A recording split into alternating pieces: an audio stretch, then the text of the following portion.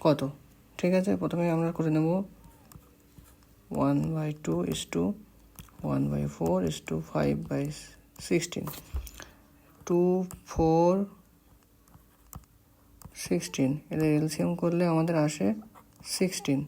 তাহলে আমরা রেশিওটাকে ভেঙে দেবো, এবিসি রেশিওটাকে, ABC যে রেশিওটা এসছে একে 16 দিয়ে সবাইকে গুণ করবো। 16 × 1/2 16 × 1/4 16 ×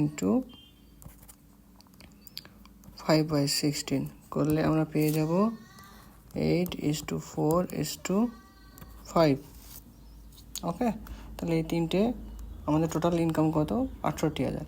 তাহলে 8 আর 4 12 আর 5 17, মোট কত হয়? এটা 17।